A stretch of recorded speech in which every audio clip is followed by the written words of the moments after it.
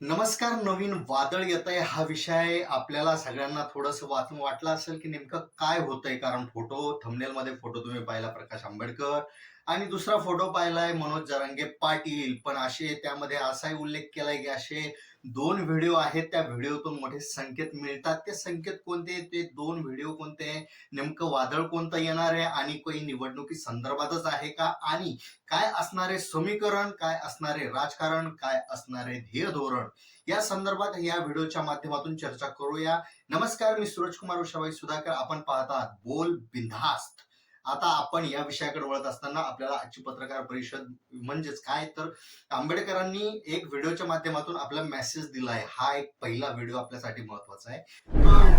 तो व्हिडिओ जर आपण पाहिला, त्या व्हिडिओच्या माध्यमातून प्रकाश आंबेडकर असं सांगताय की गोष्ट आता स्वाभिमानाची आली आहे. लाचारीचं जीवन जगणं नको किंवा लाचारी घेऊन निवडणूक लढवणं नको, असं एकंदरीत त्यांचा म्हणण्याचा अर्थ होता. कारण डॉक्टर बाबासाहेब आंबेडकरांनी सुरू केलेली जी चळवळ आहे, जो मेसेज आहे, तो संदेश आहे, तो मोठ्या प्रमाणात लोकांपर्यंत पोहोचवण्यासाठी अर्थातच राजकारण हा एक मुख्य हेतू असला, विकासासाठी राजकारण मुख्य हेतू असला, तरी त्याच्या माध्यमातून लाचारी घेता कामा नये, हा त्यांचा एक मोठा मुद्दा होता. आता ह्या व्हिडिओतलं दुसरं संभाषण आपण थोड्या वेळात पाहू, पण त्याच्या अगोदर दुसऱ्या व्हिडिओकडे वळावं लागेल. दुसरा व्हिडिओ होता काल जी मुलाखत मनोज जरांगे पाटील यांनी दिली, त्यामध्ये त्यांनी वापरलेले काही शब्द अत्यंत समर्पक आणि महत्वाचे वाटायला लागतात. कारण की त्यांनी मुलाखतीच्या अगदी सुरुवातीलाच बोलताना असं सांगितलं की का निवडणूक लढू नये. अर्थातच निवडणूक लढवण्याचा अर्थ सगळ्यांना आहे आणि निवडणूक का लढवू नयेत या संदर्भात अनेकही प्रश्न उपस्थित केले जातात. अनेक प्रश्न असे उपस्थित केले जातात की निवडणूक लढवण्यासाठी हे सगळं त्यांनी मराठा आरक्षणाचं कवच तयार केलंय का, तर बिलकुल नाही, असं आम्हाला तरी वाटत नाही. कारण की जर कोणत्याही मागण्या पूर्ण होत नसेल, आपले प्रतिनिधित्व जर कमजोर निघाले असतील किंवा ते भूमिका मांडत नसतील, तर स्वतः राजकारणात उतरून आपल्या हक्कासाठी, न्यायासाठी लढा देणं कशातही गैर नाही.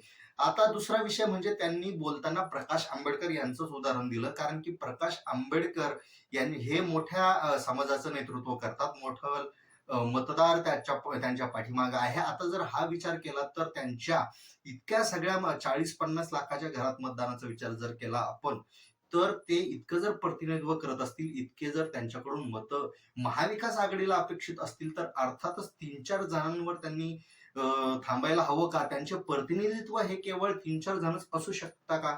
यावर मोठी चर्चा होऊ शकते. कारण की प्रत्येक पक्षाला आपले आपले मतदार निवडून आणायचे, आपले उमेदवार निवडून आणायचे असले तरी आपली आपली एक स्वतःची स्वतंत्र अशी एक अस्तित्व ही प्रत्येक पक्षाचं असतं. तसंच जर इतर पक्षांनाही आपापले प्रतिनिधी निवडून आणायचे असतील, तर साहजिकच प्रत्येक समाज घटकाला न्याय मिळाला पाहिजे. आता जर आपण मुस्लिम समाजाचा जर विचार केला, तर मुस्लिम समाजाचे किती खासदार आपण महाराष्ट्रातून पाठवले आहेत. जर इम्तियाज जलील सोडले, अर्थातच ते एमआयएमचे आहे, वेगळी विचारसरणी आहे, वंचितचा पाठिंबा होता, पण सर्वसाधारण जे पक्ष आहे मेन स्ट्रीम बनले, त्याच्यातून आपण किती उमेदवार मुस्लिम पाठवलेत, किती दलित पाठवलेत, आणि ते खरोखर उमेदवार जे आहेत ते खरोखर आज संसदेत तेच मुद्दे मांडतायत का ज्यासाठी आपण पाठवलं होतं. आता हा मुद्दा मनोज जरांगे यांनी उपस्थित केल्यानंतर हे दोन गोष्टी आपल्याला पाहायला मिळतात. प्रकाश आंबेडकर लाचारीबद्दल बोलताय आणि 4 जागा आम्हाला तुमच्या नकोत, असंही कुठेतरी त्यांचा एक बोलण्याचा टोक होता का, असे बोलले जाते. तर दुसरीकडे मनोज जरांगे पाटील प्रकाश आंबेडकरांचा संदर्भ देऊन जर आपण पाहिलं, तर प्रकाश आंबेडकर यांच्या बोलण्याच्या अगोदरची मुलाखत ही मनोज जरांगे पाटलाची आहे. म्हणजे जर दोन्ही कनेक्शन आपण जर जोडले, तर कुठंतरी यांचे कानाला कान लागलेले आहेत का, कुठेतरी यांचं बोलणं झालंय का, आणि निवडणुकीत उतरण्यासाठी हे दोन्ही जण आता तयार आहेत का, जर असं जर असेल. कारण स्वतः मनोज जरांगे म्हणतात की आता समाजाची बैठक झाली आणि समाज जे ठरवल ते, मला लोकसभेची अपेक्षा नाही, पण माझ्या समाजाचे नेतृत्व हे संसदेत गेले पाहिजे, जेणेकरून मराठा आरक्षणाचा प्रश्न मार्गी लागू शकतो. आणि निश्चितच फडणवीसांबद्दल त्यांनी जी भूमिका मांडली ती पाहण्यासारखी आहे. आणि ह्या दोन्ही भूमिका, ह्या दोन्ही लोकांच्या म्हणजे नेत्यांच्या जर निवडणुका आपण जर पाहिल्या, या दोन्ही लोकांचे जर आपण ध्येय धोरणं पाहिली, या दोन्ही लोकांचे जर आपण मतं जर पाहिली, तर म्हणजे वैचारिक मतं जर पाहिली, तर आपल्याला एक लक्षात येतं की कुठेतरी समानता दिसते. आणि पहिल्यापासूनच प्रकाश आंबेडकरांनी मनोज जरांगे पाटलांना एक पाठिंबा देण्याची भूमिका घेतलेली आहे. आता एकंदरीत असं दिसतंय की कुठेतरी हे दोघं एकत्र येऊ शकतात. अर्थातच ज्या पद्धतीनं मनसे तिकडे गेले आणि मनसेचे जे मतदार आहेत परप्रांतीय ते कोणाच्या पारड्यात जाईल याबद्दल आपण दुसरा व्हिडिओ करणार आहोत. पण सध्या तरी आपल्याला 2 गोष्टी लक्षात घ्याव्या लागेल. प्रकाश शेंडगे यांनी ओबीसी समाजाच्या माध्यमातून मोठा पक्ष समोर आणण्याची भूमिका घेत असली तरी आणि त्याचं नेतृत्व हे प्रकाश आंबेडकर यांच्याकडे देण्याची भूमिका जरी असली तरी मराठा आणि दलित बांधव, आता दलित हा शब्द खरोखरच वापरावा का याबद्दल संभ्रम आहेत, पण आता आपल्याला सर्वसामान्यांना समजण्यासाठी आपण तुर्तास तरी हा वापरू शकतो किंवा त्याला असं म्हणू शकतो की आंबेडकरी विचारधारेची शाहू फुले आंबेडकर यांच्या विचारांना जो मानणारा वर्ग आहे तो एक, आणि मराठा समाजाचा एक वेगळा वर्ग आहे तो एक वेगळा वर्ग.